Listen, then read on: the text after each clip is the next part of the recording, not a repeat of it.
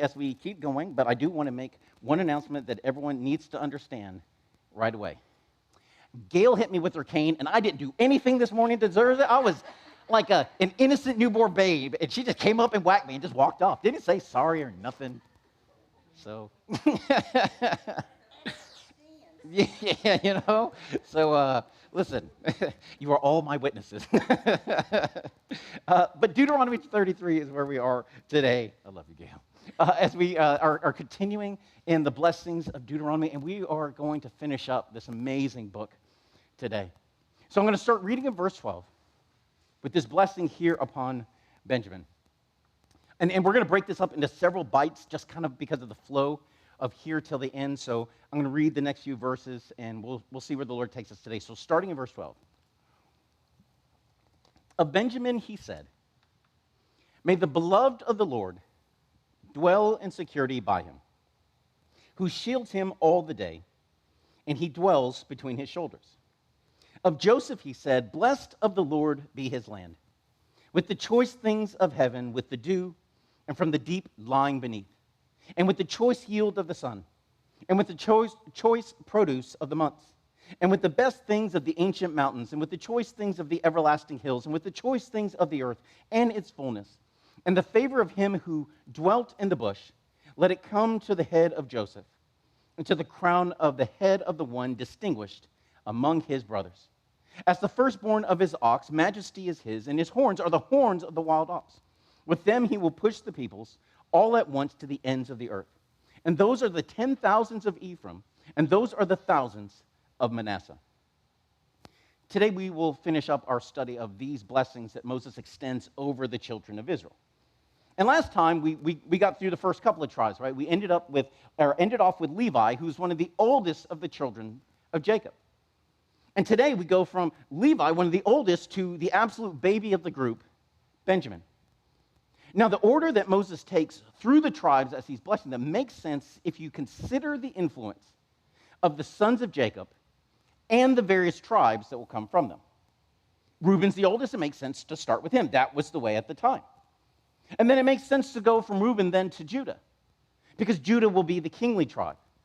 The line of kings from David all the way to the Messiah will come from them. Then it makes sense to go from them to Levi, the priestly tribe, the tribe that will be entrusted and charged with teaching the law of God to the nation. Judah tends to their physical needs, and Levi will tend to their spiritual needs. So the flow through those three tribes it makes sense. But why go from Levi, one of the oldest, all the way down to the baby who is Benjamin? It wasn't the largest of the tribes. It's kind of like right smack dab in the middle. It doesn't have the biggest portion of land either. And while the tribe of Benjamin will produce Israel's very first king and King Saul, it still doesn't explain why Moses goes to them there. Because in the blessing to him, he doesn't mention anything about kings or leaders or rulers or anything like that. Instead, Moses frames this blessing to Benjamin in terms like dwell and shield and cover, which makes sense to us. Well, it seems odd to us, but then it starts to make sense when we remember one little city that will belong to this tribe, Jerusalem. Jerusalem is within the borders of Benjamin. And this is the emphasis within the blessing. This is how Moses puts these terms. That those who are the beloved of the Lord, let them dwell in safety and security with him. Eventually, the city of Jerusalem will be the physical image of this hope. This is where the beloved of the Lord will dwell. This is where they'll be safe. And when the enemies come and they're running to a city with high walls and great defenses, they will go to Jerusalem, and there God will keep them close. This is what Moses is pointing to when he mentions the beloved of God dwelling between his shoulders. We've discussed this in the past, the interesting way this phrase kind of rolls off, the way it's prescribed sometimes within the book of Deuteronomy. This idea of dwelling between the shoulders of God, and sometimes it's presented as the image of a mama eagle carrying her babies on her back. The problem is that we have no documentation of that ever occurring out in nature with any bird of prey. Now, I'm not saying it doesn't happen. I'm saying we have no proof. And the few stories we have people who said, oh, well, I saw this happening. I saw this effect happening as she pushes the baby out of the nest, and then the mom swoops underneath it when it seems like they can't quite fly. They make for great stories, but we have no proof. But do you know what we have lots of proof of? What we have lots of proof regarding is a parent clutching their child close when their child is weary or to keep them from harm. So imagine in your head for just a moment, a mom walking with her little kid. When all of a sudden this dangerous animal comes flying out of the bushes and starts advances toward them, what does the mother do? She picks up that baby, she picks up that child, and she holds that child close to her chest. She turns her side and her back, exposes her body to the animal in order to keep her baby safe. Or maybe an image that's less dynamic. Just a dad out with a walk with his kid.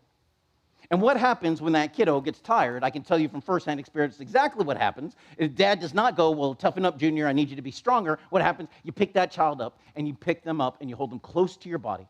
You put them on your shoulders, you put them on your back, but you don't make those little legs walk anymore. You lend your strength to that child. You keep them safe, and you keep them close. All of those images. A mother guarding her child. A dad carrying one that he loves who is weary. All of those are images for what Moses asked the Lord to do for those that he loves. Dwell with them. Hold them close. Let them be between your shoulders. From Benjamin, now he goes to the other tribe that descended from Jacob through his favorite wife, Rachel. Now, when you look at these verses, there's a big, long paragraph given to Ephraim and Manasseh, which seems odd when we compare it to some of the other ones. The other ones get like a little phrase or maybe two tribes in the exact same blessing. They don't even get one all by themselves. And so we might look at it and wonder, why did you give so much to this one particular tribe? And it may be because Moses had such a heart for one particular guy who came from the line of Joseph, Joshua, Hoshea, the son of Nun. Joshua was very precious to Moses. Joshua loved the Lord. And just as importantly to Moses as a leader, he understands this. Joshua fights battles so that I don't have to. He makes my ministry easier because he goes out on the front lines. And perhaps because of his great affection for Joshua, he asked the Lord to bless these two sister tribes, Ephraim and Manasseh, with a bounty of blessings from the land. And that's what we see in verses 13 through 16. Blessings connected to the land. Moses asked the Lord to give this tribe the choice things of heaven, of the sun, and of the earth. And this will be realized when these two tribes, technically one and a half tribe of Manasseh will stay outside, but the rest will go in. And the portion of land that will be given to them is so wonderful and so rich, it'll be part of the coastal plain. And specifically, the portion given to the half tribe of Manasseh will be called the Carmel Plain, or the Carmel Coast. This is one of the most fertile areas in all of Israel. To this day, you can go there, and it is filled with farms. As far as you can see, there's just green land, gorgeous and beautiful. And if you go with us to Israel, you'll see, because we'll go up to the top of Mount Carmel, where there's a site where we remember what it is that Elijah did. And all you see all around are beautiful green fields, lovely and vibrant and alive. Now, fun detail in this blessing giving to them. In verse 17, Moses mentions an ox, and it kind of comes out of nowhere. What are you talking about, an ox? It could be a reference to one of two things. Maybe Moses is foretelling the future strength that Ephraim will have. They'll be one of the strongest tribes in the northern kingdom.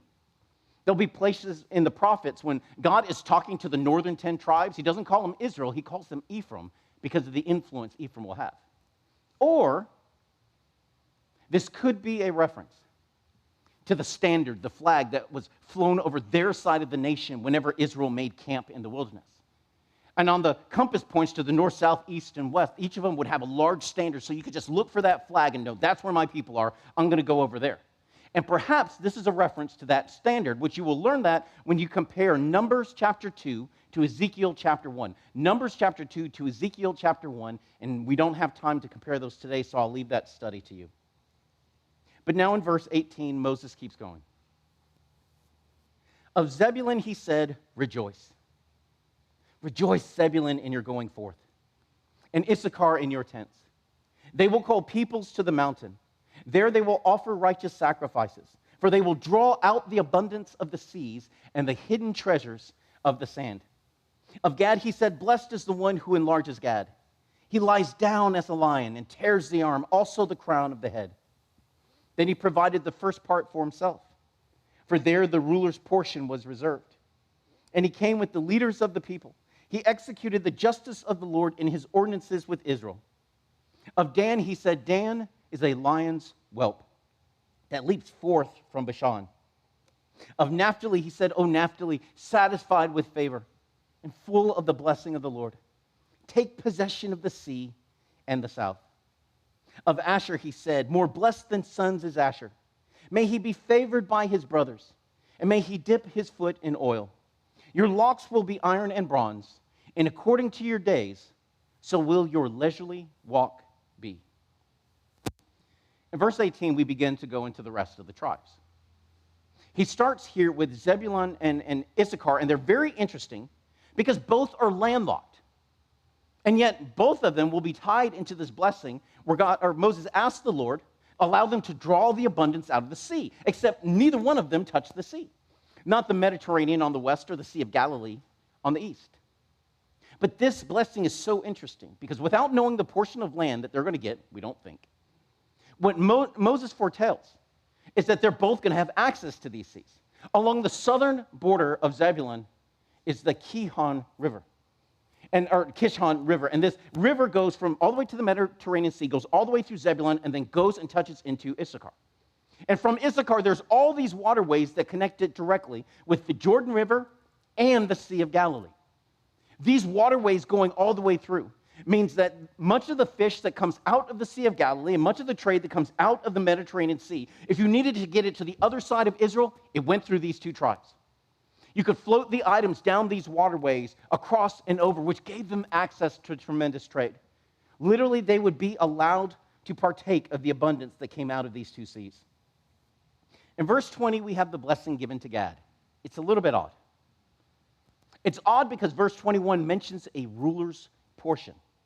But as far as we know, biblically, none of the leaders of Israel, especially the northern tribes, were descendants of Gad. Now, I couch it in those terms, because honestly, we don't know. There's several of the leaders of the northern kingdom of Israel. We have no idea what tribe they came from. It's almost like God said, I am not going to connect them to these tribes. They are so wicked, we won't want them associated with any of these people groups. But what this is likely a reference to, this ruler's portion, the portion who gets their bit first, is that Gad was the first tribe to get a portion of land since when all of this book was being written down, when Moses was giving these words all the way to Israel throughout the book of Deuteronomy, the nation of Israel was literally standing across from Jericho in the portion of land given to Gad, which means the first group that gets to live in the land that they will inherit is Gad. They got their portion first. Yet despite this great favor, despite God blessing them like this, the tribe of Gad would still be faithful. And they will cross the Jordan River when really they didn't have to, but they were asked to. And they will go across and they will fight well until all of Israel receives their portion also. Moses foretells this exact obedience in verse 21. He says, Gad will go with the leaders of the people. When all the leaders of Israel cross the Jordan to go in to begin to occupy the land, Gad goes with them, and they execute the justice of the Lord. Verse 22 has a blessing given to Dan, and it's sort of a soft, muted, almost backhanded compliment. He calls them a lion's cub, a little baby, a whelp. And while the tribe of Dan will eventually bring forth Samson, the overall tribe will never possess the portion of land that was given to them. What we will learn in the very first chapter of Judges is that when they start to go into their land, the people who are there kick them out. They push them all the way back, which tells us the problem is with Dan and not with the Lord. They allow themselves to be driven out of their portion early on. And what we find is they become almost this wandering group within Israel until about chapter 18, we see them go and find a really good piece of land with the people who are weak. And they go and they take over the land and they take it for themselves. And in the end, Dan ends up taking land that was never meant for them. Verse 23, he turns his attention to Naphtali. This is a really neat one. The blessing's not long. It's not like Ephraim or anybody else, but it references the sea. When you look at it, you find out that that sea is the Sea of Galilee. But here's the neat thing. The really wonderful thing about the portion of land that they're given is that it will cover the northwest portion of the Sea of Galilee, and there's one city that will pop up in that area, Capernaum, the home base of Jesus. And what you find is when you study the Gospels and you look at where he's going and moving through, something like close to 80% of the ministry of Jesus in his earthly ministry will be done in a triangle right here on the northwest side, between the cities of Capernaum, Chorazin, and Bethsaida. Almost all of this is done inside of the borders of Naphtali, which means that Naphtali will have access to the fullness and the beauty of Jesus, almost like anybody else. Finally, in verse 24, we have the blessing for Asher, and the blessing just overflows. And the blessing really makes sense when you look at Asher's portion on a map. It almost looks kind of like a mini California. It's almost all coastline. Like they said, yeah, all this beach land, that's ours. Because of their location. And if you can see up here, there's a city of Tyre. Tyre will become a major seaport. They will have access to tremendous trade. The bounty of the sea will flow directly into Asher. And because of the wealth that will come because of their location, the sons of Asher won't just anoint their feet with a little bit of oil, just a couple of drops like everybody else. They will be able to give their entire foot an oil bath. That is the luxury that God will give to them. With those words, Moses blesses Israel. But in verse 26, he has one more thing to say. There is none like the God of Jeshurun, who rides the heavens to your help, and through the skies in his majesty. The eternal God is a dwelling place. And underneath, the idea is underneath us are the everlasting arms. And he drove out the enemy from before you. And he said, destroy. So Israel dwells in security, the fountain of Jacob secluded in the land of grain and new wine. His heavens also drop down dew. Blessed are you, O Israel, who is like you, a people saved by the Lord. Who is the shield of your help and the sword of your majesty? So your enemies will cringe before you, and you will tread upon their high places. Those are the last words of Moses in the book of Deuteronomy.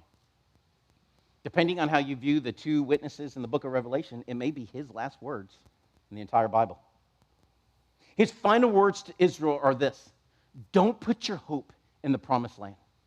Just because you're going into a great land, you're going to receive blessings that you can't even imagine. Don't put your hope in that, because the Lord himself is our dwelling place. A land protected by rivers and mountains offers no protection at all. That land will not protect you. So just remember who you are. Be who you are, for verse 29, blessed are you, O Israel, blessed are those who have been saved by God. That's the heart. Remember this, even now the Lord is the one who fights for you. Your enemies will tremble before you. You will tread down what they hold dear. His final words. A final praise, but especially a reminder, an exhortation, a charge to remember who you are. Be who you are. And it's such an important concept, both for them and for us. Because Israel is not of this world. We are not of this world. We are a people saved by God, saved by grace, his grace. We are the church of the real. So Calvary Chapel Dallas, just be who you are. Remember who God created you to be. Now, I want you to hold on to that thought for a moment, because this is how it happens for Israel. Those last words of Moses are not the last words of this book. They almost just hang in the air. And then God comes forward and he goes, I have something to say next. So hold that thought for just a moment, and let's start reading in chapter 34, please. Verse 1. Now Moses went up from the plains of Moab to Mount Nebo, to the top of Pisgah, which is opposite Jericho. And the Lord showed him all the land, Gilead as far as Dan, and all Naphtali, and the land of Ephraim and Manasseh, and all the land of Judah as far as the western sea, and the Negev and the plain and the valley of Jericho, the city of palm trees as far as Zoar. Then the Lord said to him, this is the land which I swore to Abraham, Isaac, and Jacob, saying, I will give it to your descendants. I have let you see it with your eyes, but you shall not go over there. So Moses, the servant of the Lord, died there in the land of Moab, according to the word of the Lord. And he buried him in the valley, in the land of Moab, opposite Beth Peor. But no one knows his burial place to this day. Although Moses was 120 years old when he died, his eye was not dim, nor his vigor abated. So the sons of Israel wept for Moses in the plains of Moab 30 days. Then the days of weeping and mourning for Moses came to an end. Now Joshua the son of Nun was filled with the spirit of wisdom, for Moses had laid his hands on him. And the sons of Israel listened to him and did as the Lord had commanded Moses. Since that time, No prophet has risen in Israel like Moses, whom the Lord knew face to face. For all the signs and wonders which the Lord sent him to perform in the land of Egypt against Pharaoh, all his servants, and all his land. For all the mighty power and for all the great terror which Moses performed in the sight of all Israel. This chapter is hard for me. Every single time I read it, every single time I'm here in the text, I have this feeling like emptiness in the pit of my stomach. It's just feeling of loss. Because no matter what it is that I'm reading or the Lord has on my heart, as I move into it and as I read those final words, the idea is always still the same. Moses is gone. Moses. Now in verse 1, we see Moses leaving the plain right there by Jericho, going up to the top of Pisgah. And it's located somewhere in the chain of mountains referred to as Mount Nebo. When it says it's opposite Jericho, that can mean a lot of things. It doesn't mean it's directly east to west or anything like that. So anything could be opposite this city in this area. But from this high vantage point, Moses is allowed to see all of the promised land, which begs the question. The human eye can't see that far. From those mountains, you can't see all the way to the Mediterranean. You can't see all the way south into the Negev. You can't see all the way north to the area that will eventually be occupied by Dan. So what's going on? It could be one of a couple things. This list in verses 1 through 3 could be symbolic in nature. He saw these areas, it means he looked towards those areas and he was able to see at lot. So kind of like if I say, I can see right through you, you understand I can't see right through you, but you understand the gist of what I'm conveying to you. Or it could be, and this may be more likely, the Lord granted Moses a supernatural vision of the land because the list is so specific. He didn't say, I let you see towards the Negev. He said, I let him see the Negev. I let him see the city of palms. Why would it be so specific if he wasn't allowed to actually see it? But here's the bigger thing, because the idea is not to argue about whether he saw these places with his own human eye or not. The bigger idea is this. The idea of this moment and the purpose of this vision is not to taunt Moses. Let me let you see the things you will never get to go and touch. That's not the purpose. Rather, it's to reassure him. Because he knows the heart of Moses. And what he's doing in this Moses is he's telling him, the God that you served all the days of your life, for the last 40 years, you have been dedicated to me. The God you serve will do everything he said he would do. That's the purpose of the vision. That God would fulfill his promise to give this land, this specific land, to the descendants of Abraham, Isaac, and Jacob. And Moses, you won't get to walk in it. You won't get to make sure that it all gets done. But I will show it to you so that you know that I'm a God who keeps my promises. I want you to see it with your own two eyes, and then I'm going to bring you home. It's interesting that it's God and it's not Moses who gets the last word in the book. After all that Moses has been through, all the things that he had said, you'd think that maybe God would give him one last chance to speak his mind. But it's not. The last words that are recorded in this book are the words of the Lord, and after they are uttered, Moses died on that mountain. And only the Lord was there. Do you have any idea how important that concept is? It's one that you need to comprehend and you need to hold close. Because how many times did we read, since coming from Numbers, over and over again, the Lord reminding Moses, you will not get to go into the promised land. I get it, Lord. And then he brings it up again. Okay, we got it, Lord. And he brings it up again. And over and over and over again. At one point, Moses goes, I kept asking, and he finally told me, stop asking, dude. You're not going to get to go. And every time I read those words and I understood the concepts that were going on, I always had the same feeling. Lord, it feels so mean. It feels so harsh. Not just to remind him of what he failed to do, but to tell him over and over again, you will never get to do this now. But what this one moment does here is it tells us and clarifies all the heart of God before it. Because what we learned here is that every time the Lord said that to Moses, it was never because he was mad at him. It wasn't because his heart was bitter toward Moses. Because what we see here is how much Moses meant to God. For at the end of his life, it wasn't Moses and all of Israel. It wasn't Moses and his family. It wasn't even Moses and Joshua. It was Moses and his Lord and nobody else. It is a moment so special and so sweet. It is so beautiful that no one else was allowed to share it. No one else was allowed to come and to disturb the fellowship and the intimacy of this one moment. It was just Moses and his closest friend. And God loves Moses so much, he doesn't even allow anyone else to bury his body. No one else gets to touch the body of this one that I love. Verse 6 tells us that Moses was buried by God, and when we get to the letter from Jude, we find out this. Even after Moses was dead, he places upon Michael the archangel the responsibility to make sure that nothing happens to the body of Moses even after he died. And this dispute between Michael and the devil became so contentious that Michael will rebuke the devil with the strongest words that he knew. The Lord himself rebuke you. The Lord who loves Moses tells you no. This is how precious Moses was to the Lord. I mean, other people love Moses. How many thousands of years are we past it? And even now, it still chokes me up. But think about Israel, and they will mourn him. Verse 8, they will mourn Moses for 30 days. But what we find out right after that is that one day, the days of mourning are done. The spirit of wisdom will be put on a new leader, which means what? There's a new leader. Because life will go on for them. There's a new adventure for them to go. There's still a promised land to go and take. And it doesn't matter how much they love Moses, they're not allowed to stay there.